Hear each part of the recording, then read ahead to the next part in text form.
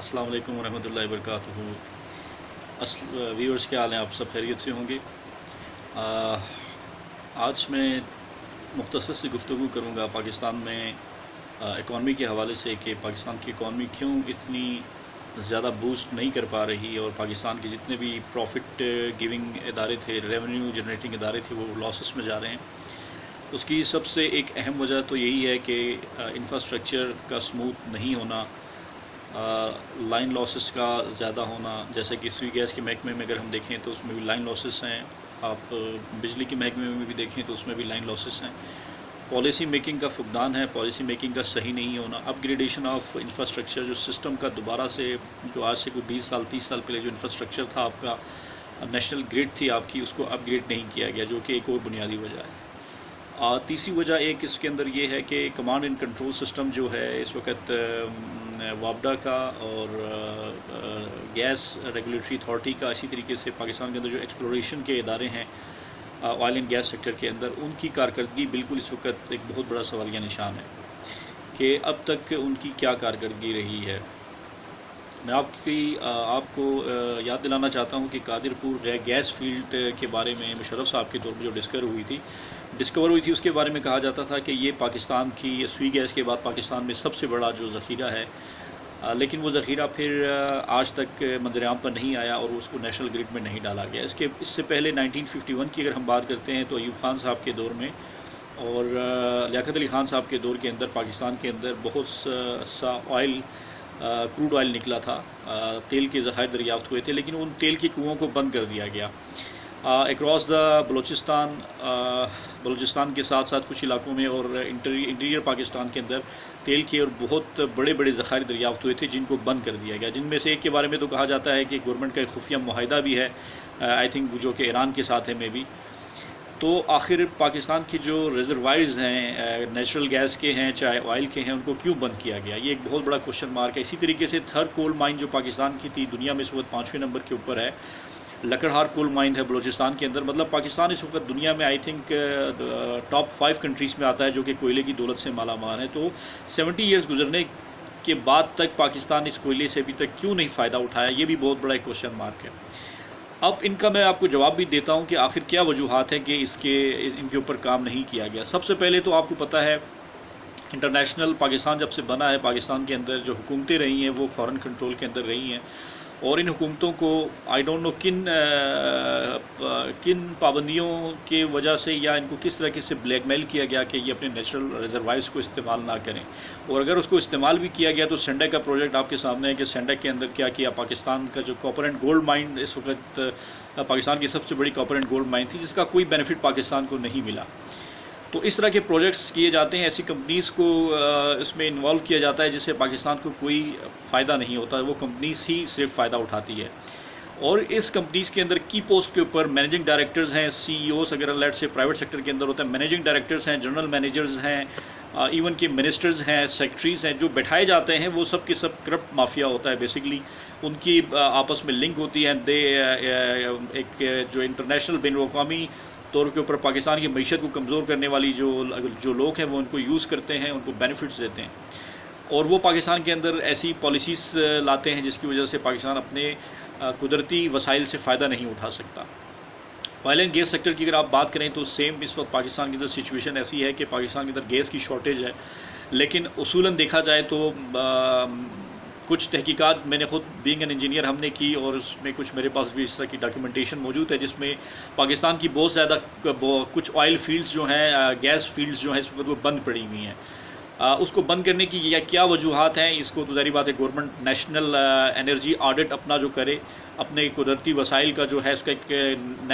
National audit उसका करे, तो आपके सामने चीज़ें आएंगी कि आखिर ये तमाम वसाइल किधर जा रहे हैं। पाकिस्तान को जितना नुकसान पहुंचाया गया इन 17 सालों के अंदर, अपने कुदरती वसाइल को सही तरीके से इस्तेमाल ना करके, उसको अनअर्थ ना करके, अपनी माइंड को डेवलप ना करके, और ان وسائل کے اوپر کرپشن کر کے کک بیکس لے کر، ابھی آپ جیسا قطر گیس کا معاملہ ہے تو میں اس کا گورنمنٹ کو انوائٹ کرتا ہوں کہ آپ ذرا جا کے جو آپ کا جو ٹرمینل ہے کراچی کے اندر، اس کو ذرا آپ چیک کریں. کہیں ایسا تو نہیں ہے کہ جس طرح سے آپ چینی کی وافر مقدار آپ کے پاس موجود ہوتی ہے اور آپ اس کو پہلے ایکسپورٹ کرتے ہیں پھر بعد میں اس کو امپورٹ کرتے ہیں، تو کہیں آپ کی اپنی گیس تو نہیں ہے جو کہ وہاں سے فل ہو کر واپس آپ کے ہی ملک کے اندر آ رہی ہے. چونکہ ایسے شواہد موجود ہیں پاکستان کے اندر، یہ پریکٹس پہلے بھی ہوتی رہی ہے، اور پاکستان کے پاس گیس اور تیل کے اتنے ذخائر ہیں کہ پاکستان سیلف سفیشینٹ ہے. صرف اور صرف کمیشنز، کک بیکس، غیر ملکی کمپنیز کو بینیفٹ دینا، آئی پی پیز کے نام پہ، تھرمل پاورز کے نام کے اوپر، اور بہت زیادہ دیگر سبسڈیز کے نام کے اوپر کک بیکس دینا، ان کو فارن کنٹریز کو بینیفٹ دینا اور پاکستان کے وسائل کو، پاکستان کے خزانے کو نقصان پہنچانا، پاکستان کی اکانومی کو نیچے لانا مقصود ہے. تو میں انوائٹ کرتا ہوں گورنمنٹ کے تمام سیکٹرز کو کہ اس وقت آپ سامنے آئیں اور اس کے اوپر ذرا انویسٹیگیشن بٹھائیں. نیشنل ایکشن پلان کے اندر یہ چیز شامل کیوں نہیں ہے؟ کیا معاشی دہشت گردی، کیا ملکی سالمیت کو خطرہ نہیں ہوتی ہے؟ کیا پاکستان کے کی پوسٹ کے اوپر بیٹھے ہوئے جو لوگ ہیں وہ ملک دشمن سرگرمیوں کے اندر انوالو ہوتے ہیں، پاکستان کی معیشت کو نقصان پہنچاتے ہیں؟ کیا وہ ملک کے غدار نہیں ہیں؟ کیا کک بیکس لینا، کیا کمیشن لینا، کیا آئی پی پیز جیسے معاہدے کرنا، کیا پاکستان کے آئل اینڈ گیس کے ریزروائرز کو بند رکھنا، اس کو نیشنل گرڈ میں نہیں آنے دینا، نیشنل گرڈ کی اپ گریڈیشن نہیں کرنا اور ہر چیز کو خسارے میں لے کے جانا، کیا یہ ملکی مفاد کے اندر کے خلاف نہیں ہے؟ کیا یہ غداری کے زمرے میں نہیں آتا؟ ہم لوگ آج تک ہمارے ذہن میں یہ رکھا گیا ہے کہ پاک آرمی جو ہے وہ بارڈر پہ بیٹھی ہوئی ہے اور وہ وہی پاکستان کو سیو کرتی ہے اور ہمارا دشمن انڈیا ہے اور ہمارا دشمن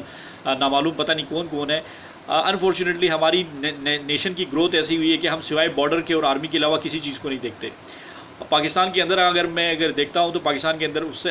باہر کے دشمنوں سے بڑے دشمن، انڈیا سے بڑے دشمن پاکستان کے اندر بیٹھے ہوئے ہیں. اس وقت پاکستان کے اندر معاشی جو دہشت گردی ہے یہ سب سے بڑی جڑ ہے پاکستان کو نقصان پہنچانے کے لیے، پاکستان کی سالمیت کے لیے. تو آج تک اس کے اوپر نہ میڈیا نے کوئی بات کی، نہ کوئی کالمسٹ اس کے اوپر ریسرچ کرتا ہے، نہ ریسرچر کوئی سامنے آتا ہے، نہ کوئی دانشور اس کے اوپر بات کرتا ہے. ہم چونکہ پروفیشنل انجینئرز ہیں، ہم نے جن فیلڈز میں ایریاز میں کام کیا، اور پاکستان کی ہر سال کی جو انرجی بک آتی ہے، پاکستان کا جو ایک انرجی کی ڈیٹیل آتی ہے، اکانومک کوآرڈینیشن کمیٹی جو ہے پاکستان کی اقتصادی رابطہ کمیٹی جو بینیفٹس دیتی ہے کمپنیز کو باہر کی، اگر آپ ان کو اندازہ لگائیں تو آپ کو پتہ چلے گا کہ کتنی بڑی معاشی دہشت گردی پاکستان کے اندر ہوتی رہی ہے. پاکستان کے نیشنل ذخائر کو، قدرتی ذخائر کو اس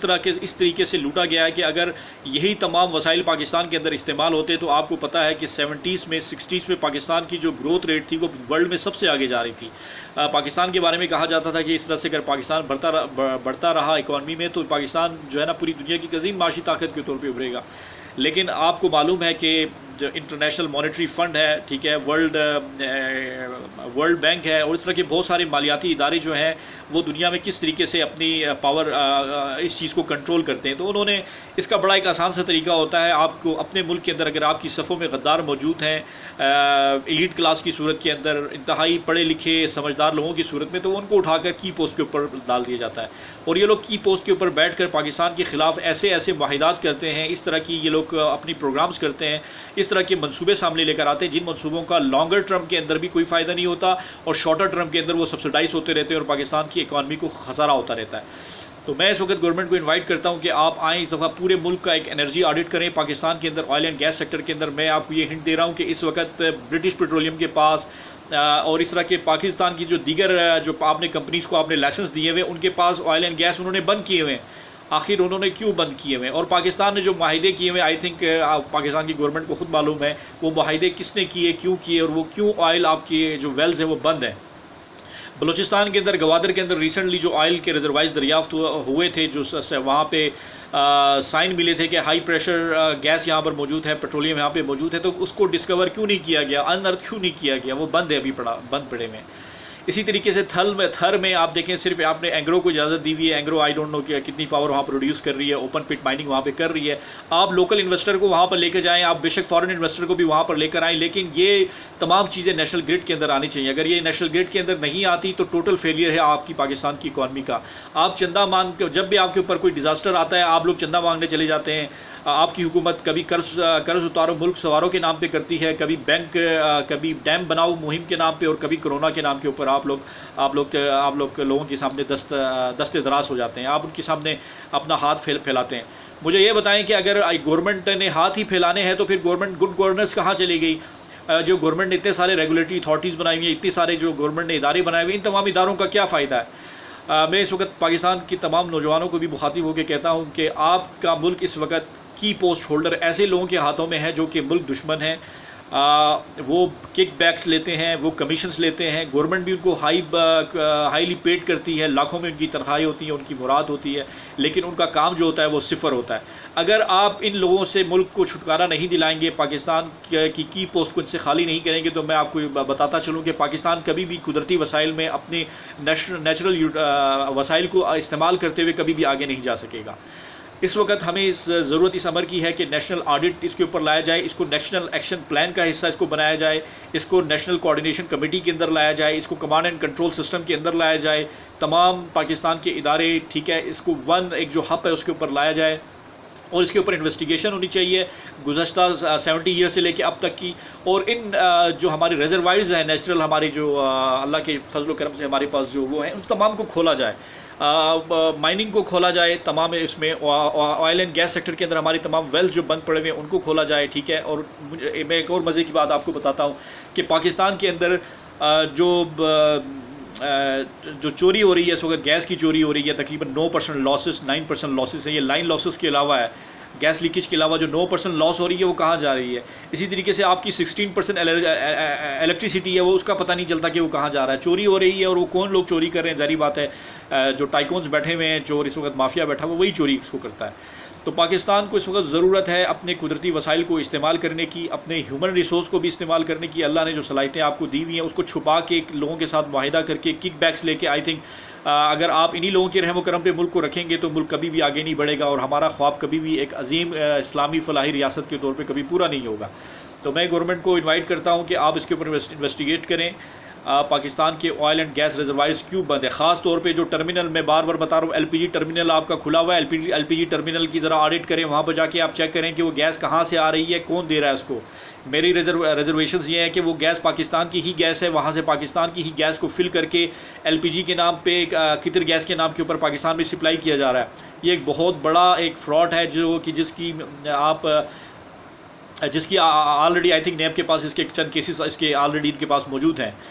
تو اگر اس کو آپ نہیں کریں گے تو ملک آپ کا خسارے میں جاتا جائے گا۔ ملک کے ساتھ سب سے بڑی غداری یہی ہے، اور اس کے اندر صرف غدار لوگ وہ لوگ نہیں کہ جو کہ کلپریٹس ہیں،